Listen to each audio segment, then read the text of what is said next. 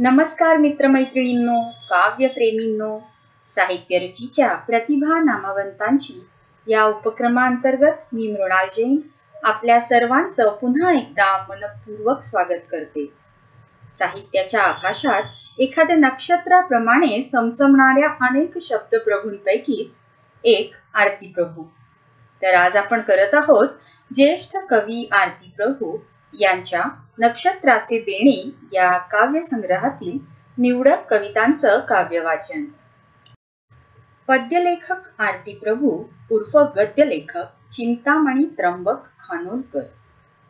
मराठी कवितेतील अद्वितीय अशी प्रतिभा लाभलेलं एक नाव। अशा या दिग्गज कविवर्यांविषयी बोलण्यासाठी आज आपल्या इथं आले आहेत राज अहिरराव सर। सर निगडी येथे वास्तव्यास आहेत। सरांनी मराठीत MA केलेले असून उर्दू भाषेचाही त्यांचा चांगला अभ्यास आहे। सरांचे काव्य आणि कथासंग्रह मिळून 7 संग्रह प्रसिद्ध झालेले असून त्यांना उत्कृष्ट कथा तसेच कवितांसाठी अनेक पुरस्कारही मिळालेले आहेत। आणि विशेष सांगायचं तर सर विनोदी लेखनही करतात व त्याचे स्टेज शोही झालेले आहेत। तर मराठी साहित्यामध्ये चौफेर लेखन करणारे, विविध विषय सहजपणे हाताळणारे अहिरराव सर आपले प्रमुख पाहुणे म्हणून आपल्याला लाभले हे आपले भाग्यच आहे। तर मी सरांना विनंती करेन की त्यांनी आम्हाला मार्गदर्शनपर 2 शब्द सांगावेत। नमस्कार काव्य रसिकांनो, आज आपण साहित्य रुची यूट्यूब चॅनलच्या माध्यमातून आयोजित केलेल्या या प्रतिभा नामवंतांची या उपक्रमाअंतर्गत एक आगळा वेगळा कवी निवडलेला आहे। अर्थातच हे चॅनल, हा उपक्रम आणि ही आवड निवड ज्या अभिरुची संस्थेने केलेली आहे, साहित्य अभिरुची संस्थेने केलेली आहे, त्यांच्या सर्वेसर्वा मृणाल जैन आणि सविता इंगळे उर्फ सावी यांची अपार कष्ट त्याच्या मागे आहे। आणि सर्वप्रथम मी त्यांना धन्यवाद देतो की आपण मराठी भाषा संवर्धनच्या निमित्ताने हा एक मोठा उपक्रम करताय। शिवाय आजच्या पिढीला हे कवी म्हणजे काय, यांच्या कविता म्हणजे काय, यांचा भावार्थ म्हणजे काय, यांना म्हणायचं काय होतं आणि कविता म्हणजे तत्कालीन समाजाचा आरसा कसा असू शकतो, ह्या सगळ्या गोष्टीची ओळख करून देत आहे। म्हणून मी त्यांना परत धन्यवाद देईल। आणि हा उपक्रम अतिशय चांगला चालू आहे। मी यापूर्वीचे सर्व उपक्रम बघितलेले आहे। अनेक मान्यवरांच्या कवींच्या रसग्रहण केलं आहे, त्यांच्याबद्दल भरभरून सांगितलेलं आहे। आणि हा एक आपल्या मराठी भाषेचा आशावाद आहे असं मला वाटते। आज आपण एक आगळा वेगळा कवी घेतलेला आहे। मी आगळा वेगळा कवी यासाठी म्हणेल की या कवीच्या कविता सहजासहजी समजण्याच्या पलीकडे आहे। याच्या कविता समजण्यासाठी विचार करावा लागतो। एका आपल्या वाचनाला विचाराची जोड दिली तर हे कवी आपल्याला समजून। आजचे कवी आहेत। आजच्या कवीबद्दल फक्त मी एवढंच तुम्हाला सांगेल की हा कवीच्या जात कुळीतला मी असल्यामुळे मी बहुतेक कवींना हा कवीच म्हणतो, कारण मीही त्यांचाच एक अंश आहे। महाराष्ट्रातल्या कुठल्याही व्यक्तीला माहीत नाही किंवा त्यांनी त्यांचं काव्य ऐकलं नाही असा एकही माणूस मिळणं शक्य नाही। म्हणून या कवींचं थोरपण मोठं आहे। या कवींचं नाव आहे चिंतामणी त्र्यंबक खानोलकर। चिंतामणी त्र्यंबक खानोलकर आणि यांचं टोपण नाव आहे आरती प्रभू। आरती प्रभूची माहिती बहुतेक सगळं इंटरनेटवर आहेच, मी जास्त त्यामध्ये वेळ घेणार नाही. तरी एक धावता आढावा एक छोटासा घेऊ इच्छितो की आरती प्रभू यांचा जन्म 8 मार्च 1930 रोजी वेंगुर्ला इथे झाला. त्यांची घरची परिस्थिती फारशी चांगली नव्हती. मॅट्रिकमध्ये 2 वेळा अनुत्तीर्ण झालेत. मध्येच वडिलांचा हात सुद्धा डोक्यावरून त्यांचा गेला आणि अशा परिस्थितीमध्ये ते कसे बसे जीवन व्यतीत करू लागले. कधी आजीकडे कधी मामाकडे असे राहून त्यांनी आपलं जीवन व्यतीत केलं. कोकण मुंबई असा त्यांचा प्रवास होता. त्यांना सुरुवातीपासूनच कविता आणि कथा यांचा सुरुवातीपासून वेळ होता. शालेय शिक्षण जरी घेतलं नाही, जरी फारसं हवं तसं मिळालं नाही, तरी सुद्धा जगाचं शिक्षण, जगाचं ज्ञान आणि जगाचे अनुभव त्यांना एवढ्या मोठ्या प्रमाणात मिळाले आहे की त्यांचं साहित्य, त्यांच्या संपूर्ण वय त्यांचं 47 वर्ष फक्त त्यांना मिळालं, तर 470 वर्ष टिकून राहील एवढं त्यांचं प्रचंड साहित्य आहे. कमीत कमी मी सांगतो. म्हणजे विचार करा त्यांच्या साहित्याची खोली किती असेल. त्यांची एक एक कविता समजणे म्हणजे त्या एका कवितेवर एका ग्रंथाची निर्मिती होऊ शकते, एवढं प्रचंड सामर्थ्य त्या कवितेत आहे आणि त्या शब्दात आहे. त्यांच्या साहित्याचा धावता आढावा जर घ्यायचा म्हटला तर आज आपल्याला माहीतच आहे, त्यांनी सिनेमाचे गाणे सुद्धा खूप लिहिलेले आहे. सिनेमाच्या गाण्यामध्ये आपण सगळ्यांनीच कोणाच्या खांद्यावर कोणाचे ओझे हे गाणे सगळ्यांनी ऐकलेले आहे. तसेच चानी सिनेमा, निवडुंग, सर्व साक्षी आणि यशोदा अशा चित्रपटामध्ये गाणे सुंदर लिहिलेले आहे आणि ते गाजले सुद्धा आहेत. त्यांच्या कादंबऱ्या सुद्धा खूप गाजल्या, लोकांनी भरभरून त्याला प्रतिसाद दिला. रात्र काळी घागर काळी, त्याशिवाय कोंडुरा, आजगर, त्रिशंकू, त्यानंतर गणोराय आणि चानी, पिशाच, पाषाण पारखी वगैरे खूप कादंबऱ्या त्यांची गाजली आहे.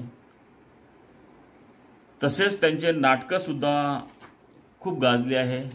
त्यापैकी सर्वात गाजलेलं नाटक म्हणजे 1-0 बाजीराव.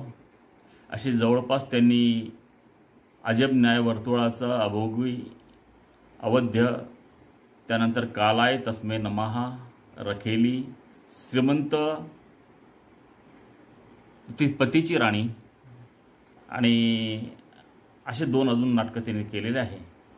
त्यानंतर काव्यसंग्रहामध्ये जोगवा, दिवे लागण आणि नक्षत्राची देणे हे 3 काव्यसंग्रह त्याचे प्रसिद्ध आहे. या प्रचंड लिखाणामध्ये जर आपण एक समांतर बघितली तर आपल्या लक्षात येईल की लिखाणाचं एक ध्येय आहे, लिखाणाला एक दिशा आहे. हे लिखाण म्हणजे समाजाचं देणेकरी आहे, या उद्देशाने हे लिखाण झालेलं आहे. या जेमतेम 27 वर्षाच्या आयुष्यामध्ये, आणि हे 27 वर्षाचं आयुष्य पण मित्र बघा कसं आहे की जेव्हा त्यांच्या आयुष्यामध्ये सुगीचा काळ यायला लागला तेव्हाच परमेश्वराने त्यांना आपल्यापासून हिरावून घेतलं. 1974 साली खानोलकरांना होमी भामा फेलोशिप मिळाली. 1975 साली नक्षत्राचं देणं या काव्यसंग्रहाची निर्मिती केली आणि त्यांनी लिहिलेल्या नाटकाचे प्रयोग स्वित्झर्लंड, बर्लिन, गेरा ऑक्सफर्ड, पोस्टडॉम या ठिकाणी झाले. आता खानोलकरांना खूप चांगली मान्यता मिळायला लागली होती. त्यांचे परदेश दौरे सुद्धा चालू झाले होते. मात्र नियतीला हे सुख बघवलं नाही आणि 26 एप्रिल 1976 रोजी त्यांचं निधन झालं.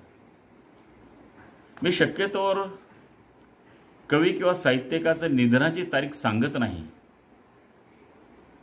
कारण माझ्या मते कवी फक्त जन्माला येतो आणि मरत कधीच नाही.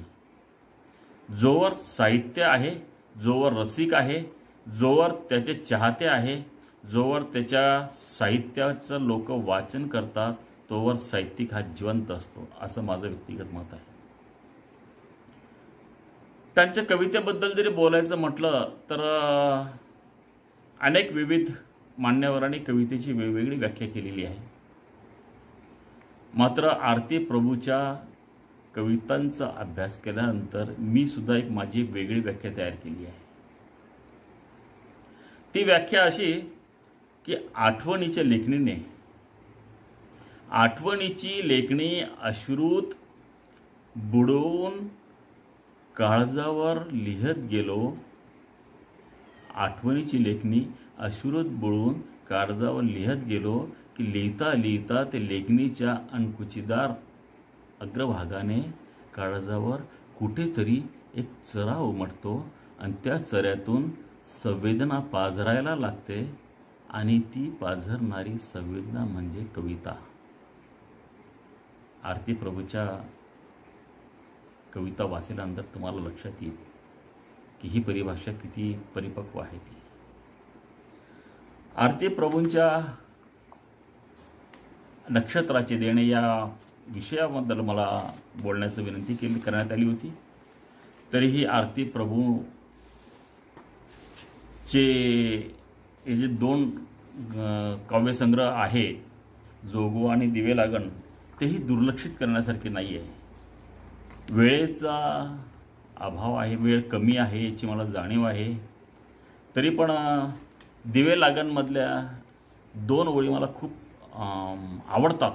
त्या मी मुद्दाम आपल्या पुढे सांगू इच्छितो की एक जाग म्हणून बघा काही ओळी आहेत, त्यांची 4च ओळीची ही कविता आहे की न्यून गंडाशिवाय जाग येणे, न्यून गंडाशिवाय जाग येणे हे एखाद्या दिवसाचं भाग्य.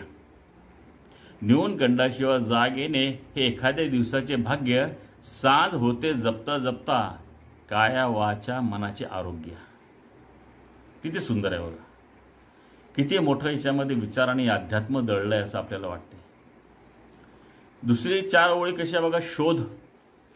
पृथ्वीची फिरती कडा चाटून, पृथ्वीची फिरती कडा चाटून कवितेची एक ओळ येते.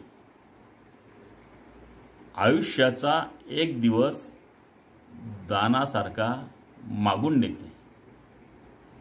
याच्यापेक्षा अजून कोणी काय जास्त सांगावं हो. त्यांच्या माझ्या सगळ्यात आवडतं जो मी अभ्यास केलेला आहे, वाचन केलेलं आहे, हे माझं पुस्तक नक्षत्राचे देणे. हे खरं जेव्हा मला सांगण्यात आलं की आज नक्षत्राच्या देण्यावर तुम्हाला बोलायचं आहे, तेव्हा खरोखर माझ्याकडे हे पुस्तक नव्हतं. किंबहुना पूर्वीच्या काळी जे होतं पण ते कोणी दिलं मला आठवत नाही. मात्र नक्षत्राचं देण्याचा पुनर्अभ्यास करण्यासाठी मी माझे मित्र रमेश वाकनीस यांच्याकडे गेलो आणि विचारलं की सर आपल्याला असं हे पुस्तक हवं आहे. तर ते म्हणाले हे पुस्तक नाही, हे माझ्यासाठी एक ग्रंथ आहे, एक पवित्र अध्यात्माचं ग्रंथ असल्यामुळे हे मी फार जपून वापरतो. सर तुम्ही पण हे न्या आणि जपून वापरा आणि मला परत करा. आणि हा कार्यक्रम संपल्यानंतर मी त्यांना निश्चित परत करणार आहे. या पुस्तकाच्या ओघाने आपण जे बोलणार आहोत ते एकच नक्षत्राच्या देण्यामधला मी थोडासा भाग आपल्या पुढे घेऊ इच्छितो. कदाचित ही कविता कोणीतरी घेतली सुद्धा असेल की त्यांच्या कवितेचं मूल्य कसं होतं, त्यांचं कवितेकडे बघण्याचा दृष्टिकोन कसा होता, किंवा ते कवितेच्या शब्दाबद्दल किती जागरूक असायचे, याबद्दलची कविता आहे नक्षत्राचे देणेच हे नावाची. की ते म्हणतात त्यांच्या कवितेचा जर चुकून कोणी वेगळा अर्थ जर काढला तर साहजिकच त्यांना अभिप्रेत असलेला अर्थ जर रसिकांकडनं त्यांना आला आणि तो कळाला तर कवीच्या अंतःकरणाला किती वेदना होत असेल. ते म्हणतात या माझ्या अजान कवितेचा अपमान का करता बाबांनो, का या माझ्या अजान कवितेचा अपमान का करता बाबांनो, का प्रेम हवंय का कवितेचं? प्रेम हवंय का कवितेचं? मग ते मागून मिळणार आहे का तुम्हाला? खूप काही द्यावं लागतं त्यासाठी. खूप काही द्यावं लागतं त्यासाठी. काय काय द्याल? आत्म्याची बाग फुलवता येईल तुम्हाला. पण पण त्यासाठी सुद्धा तुम्हाला तुमचा आत्मा तुमच्याच तळहातावर एखाद्या स्वातीच्या थेंबासारखा घ्यावा लागेल. पण त्यातही पण बघा, त्यातही पण कवी असे सांगतात की पण त्यासाठी तुमचे हात तुम्हाला चांदण्याहून पारदर्शक करावे लागतील. कराल? काय काय उंची, काय खोली म्हणायची आहे कवितेची, आणि काय कवीच्या अंतःकरणाचा हा वेध आहे काव्याबद्दलचा. पूर्ण कविता मी घेणार नाही, फक्त त्याच्या शेवटच्या ओळी बघा. या माझ्या अजाण कवितेच्या वाटेला जाऊ नका, कारण ती ज्या वाटा चालत आहे त्या आहे तिच्या स्वतःच्या नागमोडी स्वभावातून स्फुरलेल्या. मोडून पडाल. तिच्या नावाचा जप करायचा असेल तर त्यासाठी तुम्हाला तुमच्या कण्याच्या मणक्याचे रुद्राक्ष मणी होऊन जपमाळ करावी लागेल, आणि श्वासाने श्वासाचा करावा लागेल कमंडलू. पसरावे लागेल संध्याचे वाघ्य चर्म. आहे तयारी? आहे तयारी? हाच प्रश्न आरती प्रभू आपल्याला विचारतात.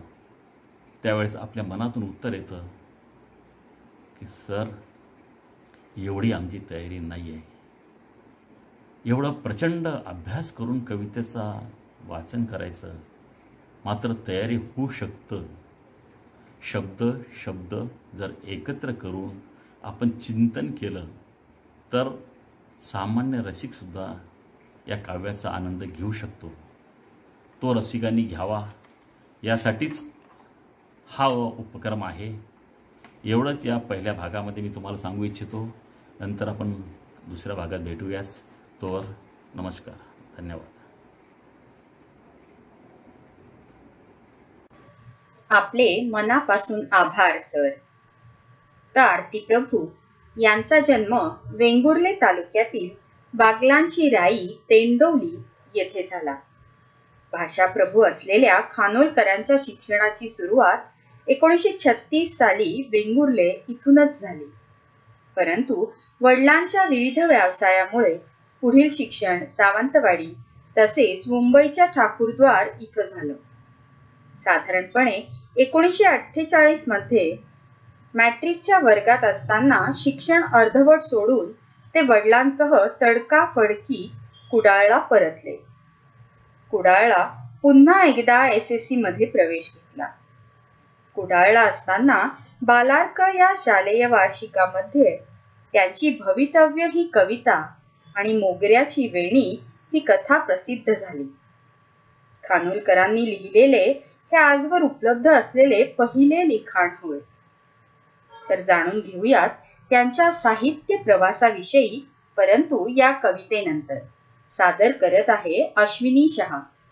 नमस्कार, माझं नाव अश्विनी शहा. पुढील रचनेचे शीर्षक आहे टाहो. कोणीच येई नाका, कोणी असेल का हो, असल्यास मैफिलीला याहो खरेच याहो. सारेच आजकाल झालेत पाठ मोरे, जखमेत मीठ पाणी चोळू तरी वळाहो. माझ्या पराभवाची आताच काटवाळी, माझ्या पराभवाची आताच काटवाळी. मागून गा कवाली आता समोर याहो. पडलीत स्वप्नवतही पात्रे इथे रिकामी, भरतील ती फळेंची तुम्ही आहात रावो. पोलाद जाळणारी होती उरात मस्ती, आता उठून वस्ती आम्हीच फक्त आहो. याहून काय आयु फेडील बरगडीचा, तो सूर हो घडीचा त्याचीच याद राहो. आता आशा मला का दिसतात फक्त भिंती. आशा आता मला का दिसतात फक्त भिंती. सारे प्रतिध्वनी ते घुमटात देत टाहो, घुमटात देत टाहो. धन्यवाद.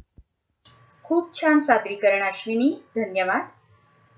तर आपण जाणून घेत आहोत आरती प्रभूंचा साहित्यिक प्रवास. 1950 मध्ये त्यांच्या वडिलांचं निधन झालं आणि त्यांचं शिक्षण कायमचं सुटलं. ते आणि त्यांच्या मातोश्री यांनी वीणा गेस्ट हाऊस नावाचं लॉजिंग बोर्डिंग सुरू केलं.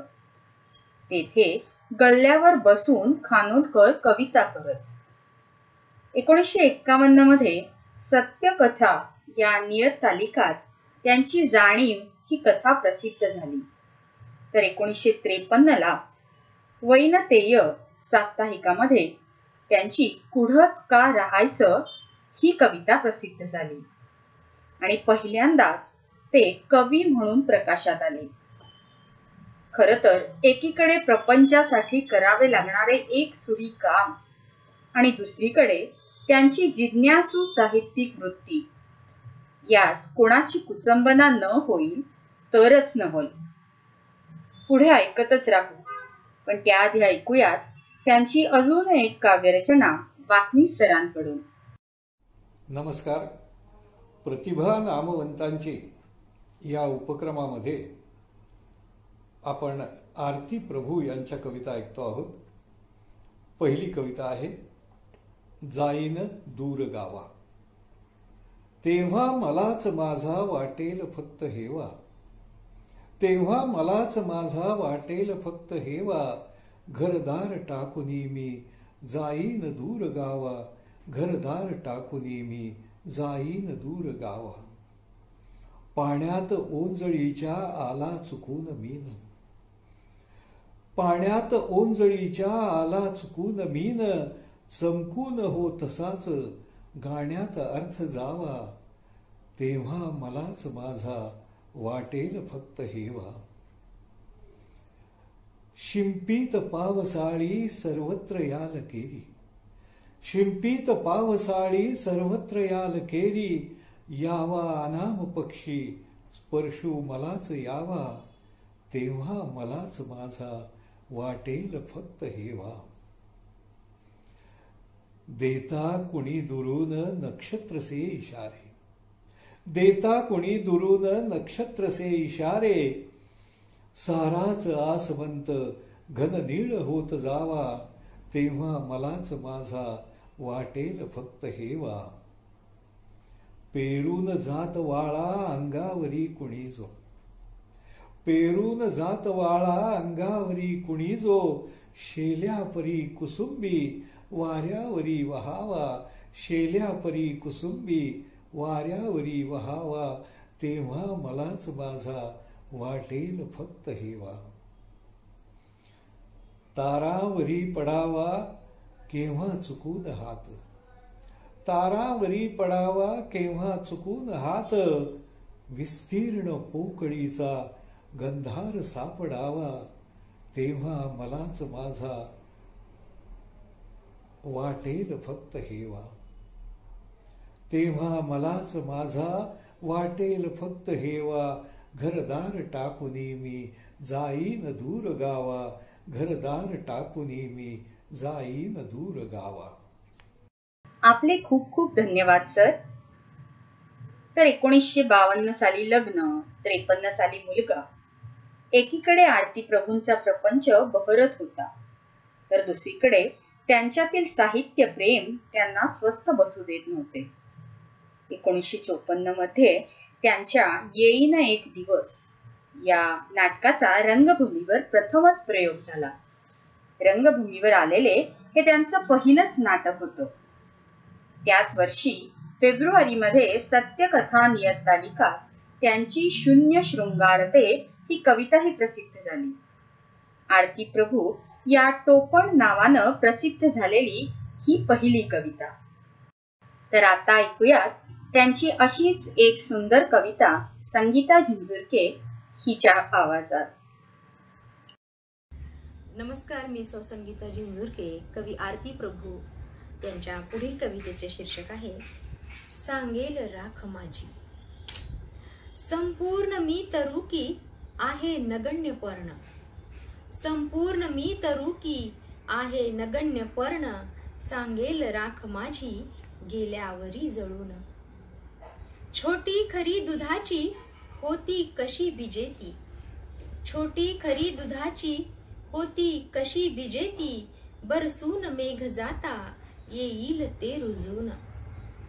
राणी कुठून आलो गाऊन काय गेलो, राणी कुठून आलो गाऊन काय गेलो, वेळूत सांध्य वेळी येईल ते कळून. लागे मला कशाची केव्हा तशी तहान, लागे मला कशाची केव्हा तशी तहान, चर्चा कशास नाव काठास ही अजून.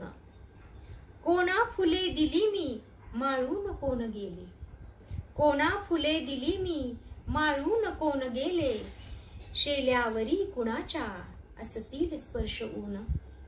काते कशास सांगू मांडून मी दुकान, काते कशास सांगू मांडून मी दुकान, शब्दास गंध सारे असतील की जडून.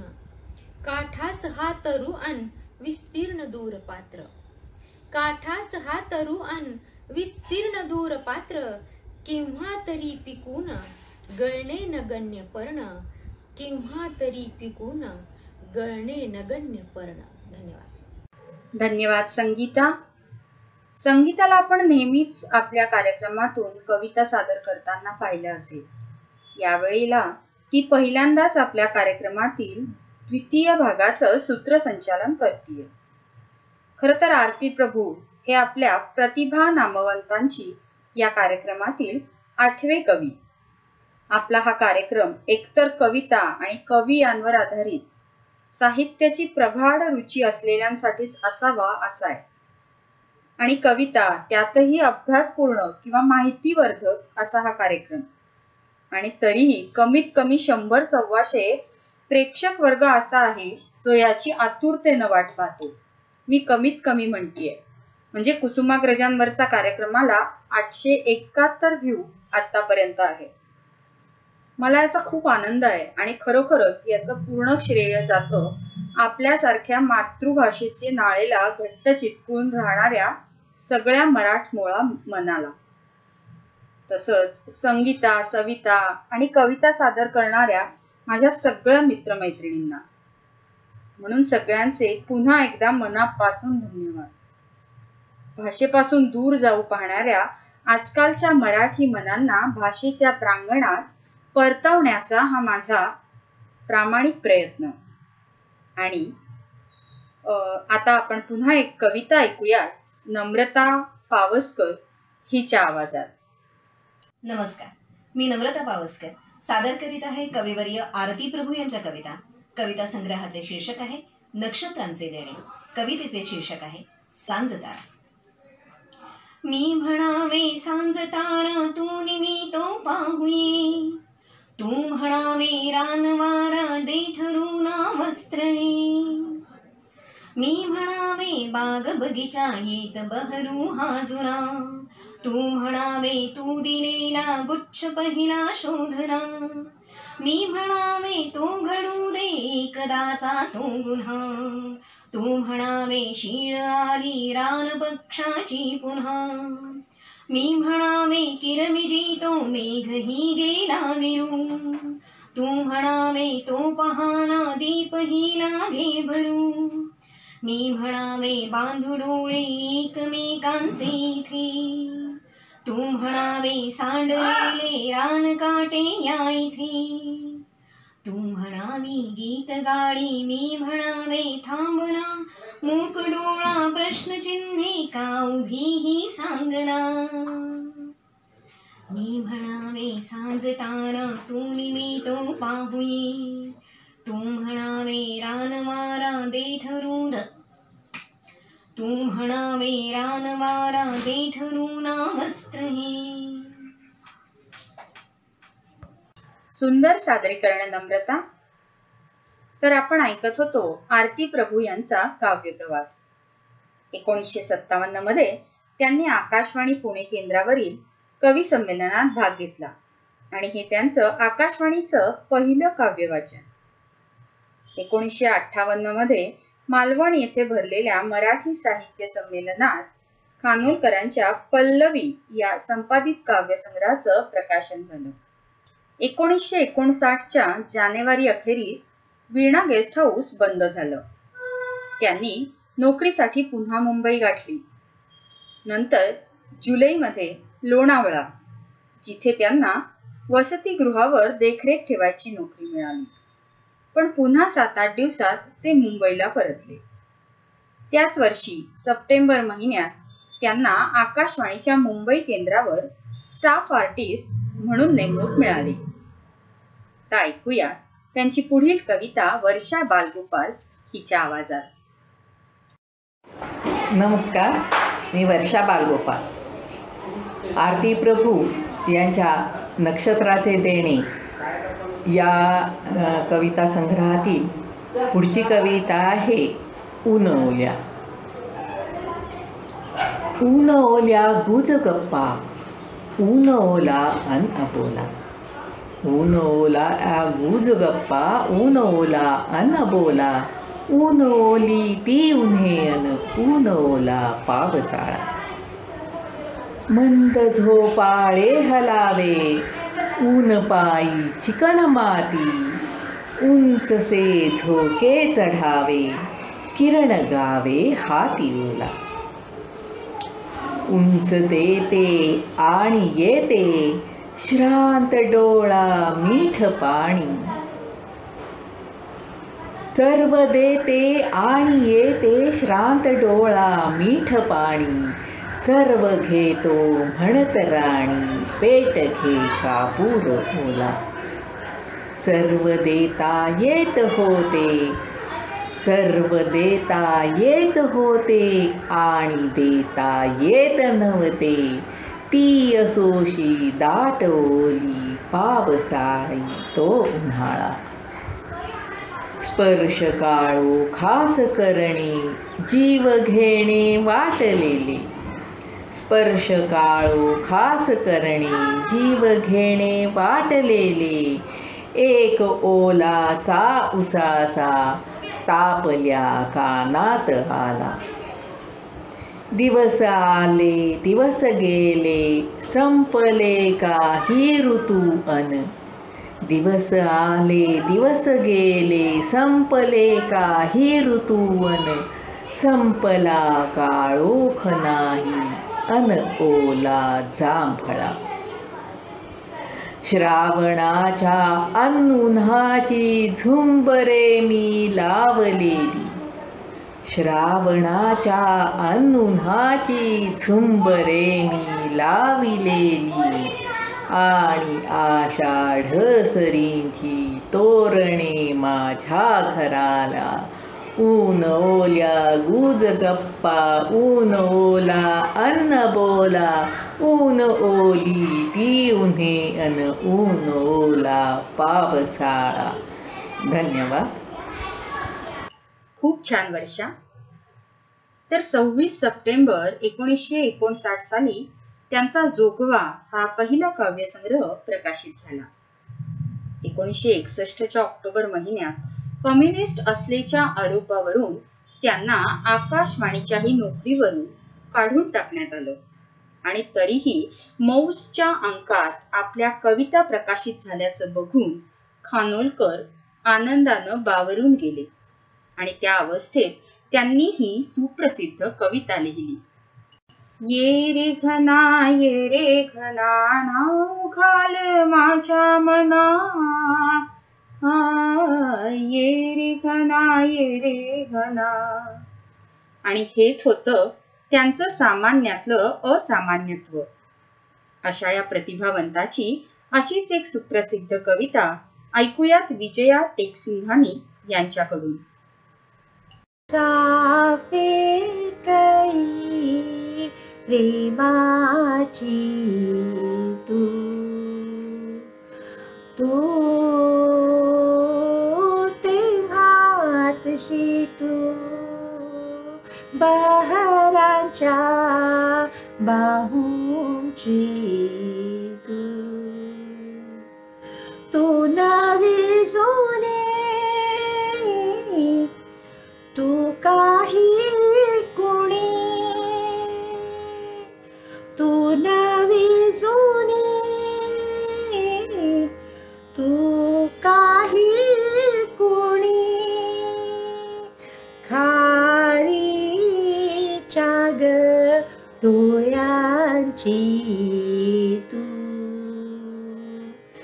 तेव्हा तशी तू तेव्हाशी तू बहरांच्या पाहूंची तू हिरवी कच्ची तू पोक्त सच्ची तू हिरवी कच्ची तू पोक्त सच्ची तू खट्टी मिठी ओठांची तू तेव्हा तशी तू तेव्हाशी तू बहरांच्या बाहूंची तू तेव्हा तशी तू तेव्हाशी. धन्यवाद. माझा जरा घसा ठीक नाही आहे तर मी दुसरी कविता वाचणार आहे. ही आरती प्रभूंची आहे अर्थातच आणि हृदयनाथ मंगेशकरांचं ह्याला संगीत ह्यांनी दिलं होतं. तर मी आता वाचते. लवलव करी पात डोळं नाही थाऱ्याला लवलव करी पात डोळं नाही थाऱ्याला एकटक पाहुकस एकटक पाहुकस लुकलुकत्या ताऱ्याला लवलव करी पात. धन्यवाद विजयाजी. तर मौजच्या अंकात कविता छापून आल्यानंतर आरती प्रभूंना प्रसिद्धी मिळायला सुरुवात झाली. पण त्यांना भीती होती की अचानक मिळालेल्या या प्रसिद्धीमुळे त्यांची प्रतिभा, त्यांना मिळालेली शब्दांची देणगी त्यांच्या हातून निसटून तर जाणार नाही ना. पण अर्थातच तसे काही झाले नाही. त्यांच्या प्रतिभेचा सूर्य मराठी साहित्यसृष्टीत तळपतच राहिला. ते मराठी साहित्याला आपल्या उत्तमोत्तम कवितांनी, गीतांनी सुशोभित करतच राहिले. तर ऐकूया त्यांची पुढील कविता सविता जोशी हिच्याकडून. माझे नाव सौ सविता संजय जोशी. कवी आरती प्रभू यांच्या नक्षत्रांचे देणे या काव्यसंग्रहातील पुढील काव्यरचना मी सादर करीत आहे. कवितेचे शीर्षक आहे मृत्यूत कोणी हासे. मृत्यूत कोणी हासे मृत्यूस कोणी हसतो. मृत्यूत कोणी हासे मृत्यूस कोणी हसतो. कोणी हसून मरतो कोणी हसून मरतो. मरत्यास कोणी हसतो. अश्रुत कोणी बुडतो अश्रुत कोणी बुडतो. लपवीत कोणी अश्रू. सोयीनुसार आपुल्या कोणी सुरात रडतो.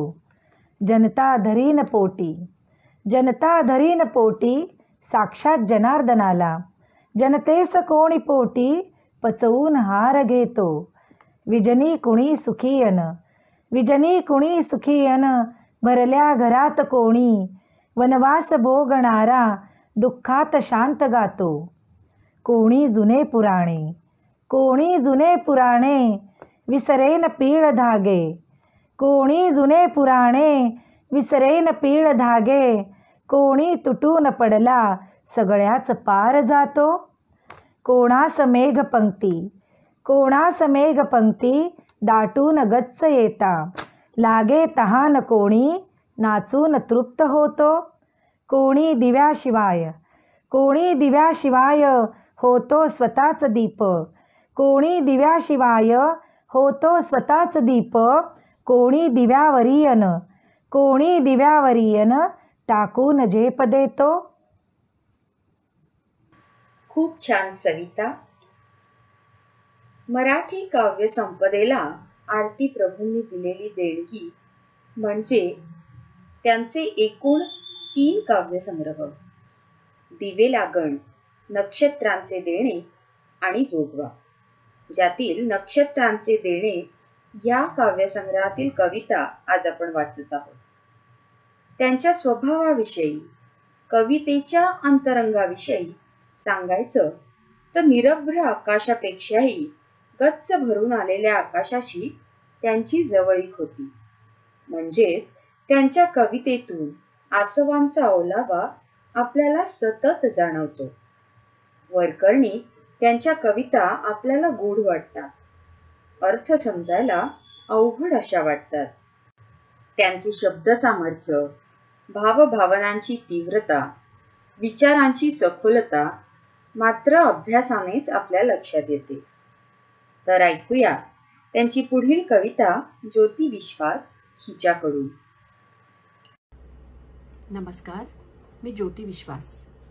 कवी आरती प्रभू यांच्या नक्षत्रांचे देणे या कविता संग्रहातील तिसराच कुणी ही कविता मी आता सादर करत आहे. देणारा कुणी तिसराच, आपण फक्त दार लावायचे. देणारा कुणी तिसराच, आपण फक्त दार लावायचे. घेणाराही कुणी तिसराच, आपण फक्त दार उघडायचे. तहान लागली तर पाणी, भुकेसाठी अन्न, झोपेला शय्या. तहान लागली तर पाणी, भुकेसाठी अन्न, झोपेला शय्या, हे सगळे सज्ज असते. पण हादरेल घराचा केव्हाही पाया.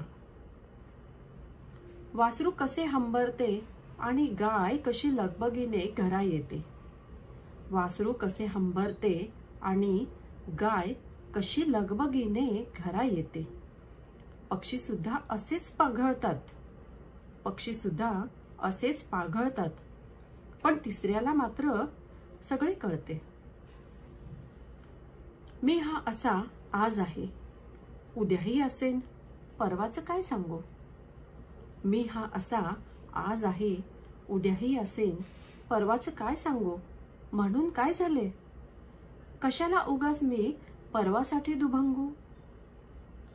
देणारा कोणी तिसराच, दारावर दारात घरातही येईल. देणारा कोणी तिसराच, दारावर दारात घरातही येईल. कदाचित तोही म्हणेल सुद्धा, रंग करा आणि निघून सुद्धा जाईल. कदाचित तोही म्हणेल सुद्धा, रंग करा आणि निघून सुद्धा जाईल. धन्यवाद. अतिशय रसदार सादरीकरण ज्योती. मी मातीचे ऋण फेडाया देवा घरून आलो. नक्षत्रांचे क्षेत्र सोडून गर्भवासी मी नालो. जन्मजन्मीची तळी सांडली वेचित वेचित किरणे. यमकांमधुनी यमक जोडणी अनुप्रासलो मरणे. आरती प्रभूंच्या बहुतांश कवितांच्या मुळाशी एक वेदना आहे. त्यांची कविता शल्य, अगतिकता, खंत, सन, उदासी अशा दुखऱ्या भावना घेऊनच बोलताना दिसते. दिवे लागले तरी काळ रात्र संपत नाही अशी भावना त्यांना अस्वस्थ करत असे. निरागस स्वप्ने आणि दाहक वास्तव यातील विसंगती त्यांना बोचत असे, उदास करत असे. प्रश्न होऊन ती त्यांच्या कवितेत उतरत असे. तर आता ऐकूयात त्यांची पुढील कविता शरद शेजवळ यांच्याकडून.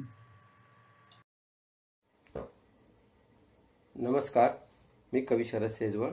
आरती प्रभू यांच्या पुढील रचनेचे शीर्षक आहे रंग. ठेव रे विश्वास थोडा, श्वास दे घेऊ मला. ठेव रे विश्वास थोडा, श्वास दे घेऊ मला. तापलेली रे तनु ही, वस्त्र दे उतरू मला. पौर्णिमा उधळू निघाले, सर्व रे 16 कळा. पौर्णिमा उधळू निघाले, सर्व रे 16 कळा. मी न आता राहिली रे, पूर्वीची ती चंचळा.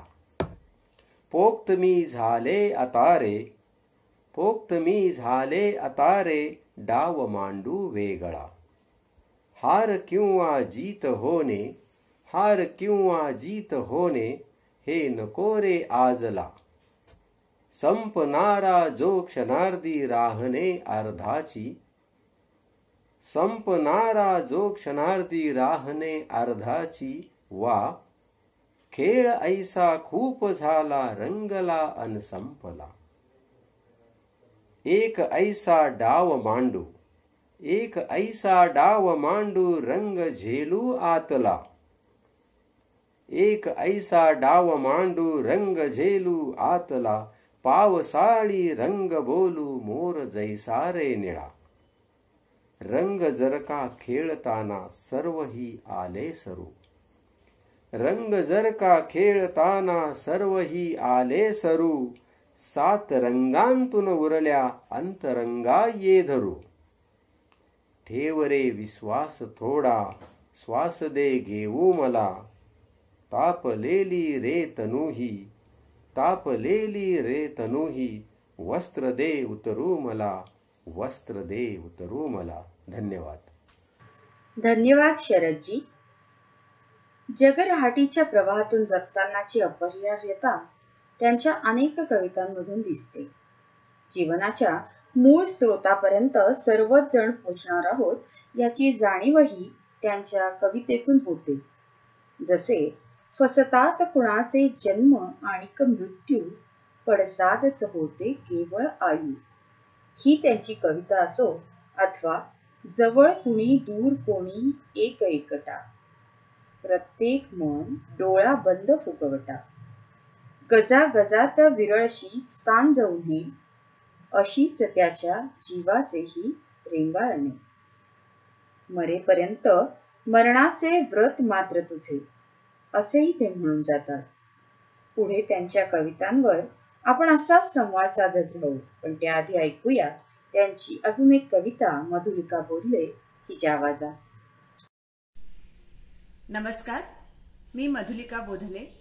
कवी आरती प्रभू यांच्या पुढील कवितेचे शीर्षक आहे सूर्यास्त.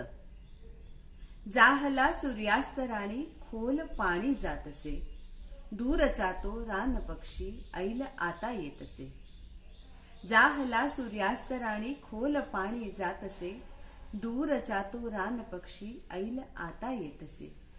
मेघ रेंगाळून गेला, मेघ रेंगाळून गेला, क्षितिज रेघी किरमिजी, वाजती या मंद घंटा कंप त्यांचे गोरजी.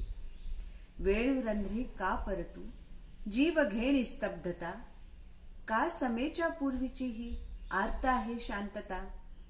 काचसा काळोख भोवती त्यातूनी गावातल्या थेंब जैशा दीप पंक्ती हालती काळ्या निळ्या. पारवा शेला तुझा हा स्पंदने का त्यावरी, दूरदृष्टी लागली का का तनु ही बावरी. धून पर्णी निर्झराची लागली आता भरू, धून पर्णी निर्झराची लागली आता भरू. नेत्र का उथंबले ग हात हाती दे धरू. जाहला सूर्यास्त राणी खोल पाणी जात असे, दूर जातो रान पक्षी ऐला आता येत असे. धन्यवाद. सुंदर सादरीकरण मधुलिका. त्यांच्या काव्य प्रतिभा गूढ धुसर रंगात लपेटून घेऊनच कवितेत प्रकट होतात. जसे टेबलावर बंद पेन मौनासारखे, किंवा घडी घातलेला ध्यानस्थ चष्मा, फुटलेली शिल्प, फिकट उजेडाचा बाण. कदाचित यातून त्यांना जगण्यातील अर्थहीनता दिसून येते. जगण्यातील जीवनाशी फारकत घेतलेले त्यांचे सूर त्यांच्या अनेकविध कवितांमधून निनादत राहतात. त्या कविता वाचन करणाऱ्यालाही हे सूर नक्कीच ऐकू येतात, जाणवत राहतात. तर ऐकूयात त्यांची पुढील कविता गायत्री प्रवीण हिच्या आवाजात. मी गायत्री प्रवीण. मी आज गाडा ही कविता सादर करणार आहे. कुणासाठी कुणासाठी कशासाठी कुठवर, रेटायचा ऐसा गाडा इमानाने जन्मभर. गाणं सुरू झालं तेव्हा चंद्र होता डोईवर. गाणे मध्यावर आले, चंद्र झाला रानभर. गाणे संपले आणि पक्षी फडाडला तमी, आणि तसाच मिटला घरट्यात अंतर्यामी. वाट रानातली किर हुर हुर सर्व दूर, चक्रे फिरती फिरती कर करे चराचर. कळ्या फुलतात येथे पाने गर्द वाजतात, फुले घळतात येथे तरी पाने वाजतात. पाने झडाडते येथे तरी वारे वाजतात, वारा पडला तरीही दूर घंटा वाजतात. कुणासाठी भरूप आहे डोळा ऐसे उष्ण पाणी, कुणासाठी झरत आहे झरा गप्पा इशाराणी. कुणासाठी झरत आहे आयुष्य हे क्षणोक्षणी, कुणासाठी रस भरे सालो साल फळातुनी. प्रश्न नव्हे पतंग अन खेचू नये त्याची दोरी, आणि खेचली तरीही मिटेल का चिंता सारी. कुणासाठी कशासाठी कुठे आणि कुठवर, ऐसे घोकीत घोकीत व्हाव याचे दिगंबर. सुंदर सादरीकरण गायत्री. आरती प्रभूंना डोळ्यांना दिसणारे क्षितिज, अवकाश, रंग या पलीकडे जाऊन जिथे आपले सूर पोचू शकत नाहीत असा गूढ प्रदेश नेहमीच साथ घालत राहिला, खंत देत राहिला, आणि तसेच ते मग आपल्या कवितेतून व्यक्त होत राहिले. कुणाला सांगू नये याही ओंजळीत फुले होती, त्यांना ही भूल पडत होती जाता जाता. किंवा कोण होतो तेच नक्की नाठवे माझे मला, असे म्हणणारे आरती प्रभू स्वतःच्याच प्रश्नाचे उत्तर मी मातीचे ऋण फेडाया देवा घरून आलो असे देतात. आणि खरोखरच त्यांच्या कविता मराठी साहित्याचे ऋण फेडताना दिसतात. तर आता ऐकूयात त्यांची अजून एक कविता मंजुषा कुलकर्णी हिच्या आवाजात. नमस्कार. कवितेचं नाव आहे अंतरिक्षाचा इशारा. कोण होता तो प्रवासी, कोठून आला कसा, चालताना का मध्ये तो पेटून गेला कसा. बैसला बागेत आले दूरचे रावे तिथे, तो विचारी का तुम्ही हो धावता जावे तिथे. हसला अन मोगऱ्याची वेल गेली सर्व दूर, आणि गेला गंध जैसा सर्व त्याचा सर्व नूर. बंद ओठानी निघाला पेटलेला एकला, फाटलेल्या अंतराचा सूर झाला मोकळा. तो न गातो ऐकतो तो सूर आपुला अंतला, तो म्हणे जा जा तुम्ही हो, मी नव्हे तो त्यातला. शांत तो झालाच नाही अन कधी होणेही नाही, जन्माला तो ही कृपा त्या माय बापांची म्हणा. थांबवा हो येर क्षारे, का झपुर्जा घालता, अंतरिक्षाचा इशारा येन त्याला जाणता.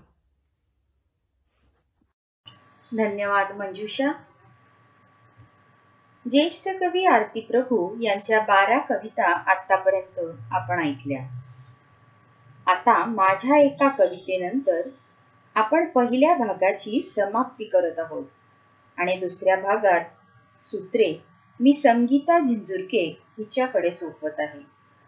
आपला निरोप घेण्याआधी आपल्या सर्व रसिकांचे मी मनापासून आभार व्यक्त करते. माझ्या मित्रमैत्रिणींचेही मी आभार व्यक्त करते. आणि या कवितेसोबतच हा पहिला भाग संपला असे मी जाहीर करते. नमस्कार, मी मृणाल जैन आणि आरती प्रभूंच्या पुढील कवितेचं शीर्षक आहे पारवे. हालली का गर्द जाळी, हालली का गर्द जाळी, मंद झाले का दिवे, शीळ आली का परियन, गारवा हा जाणवे. पायवाटेची अडाणी नागमोडी वक्रता, देतसे देहास वेढे, पाय खिळतो चालता. कोण होते कोण होतो तेही नक्की नाठवे माझे मला, वादळा पूर्वीच झालो मी निनावी एकला. लोळ आला अन विजेचा रान सारे पेटले, भूत जन्मा पूर्वीचे त्या येथ माझे भेटले. जन्मान मृत्यूमध्ये ते, जन्मान मृत्यूमध्ये ते घरी अंतरी, कोण मी का इथे मी, प्रश्नचिन्हांच्या परी. काद भंगू का नये हा क्षितिज पडदा एकदा, फक्त कानी येत दीडदा सर्वदा. हालली का गर्द जाळी, हालली का गर्द जाळी, का परे झाले दिवे, गोठलेल्या अनगळ्याचे, स्तब्ध येथे पारवे, स्तब्ध येथे पारवे. आमच्या विविध उपक्रमांसाठी पाहत रहा साहित्य रुची आणि आमचे चॅनल सबस्क्राईब करून बेल आयकॉनवर क्लिक करा, म्हणजे आमचे अपडेट्स तुमच्यापर्यंत पोहोचत राहतील. लाईक करा, शेअर करा, सबस्क्राईब करा. साहित्य रुची, आस्वाद निवडक कलाकृतींचा.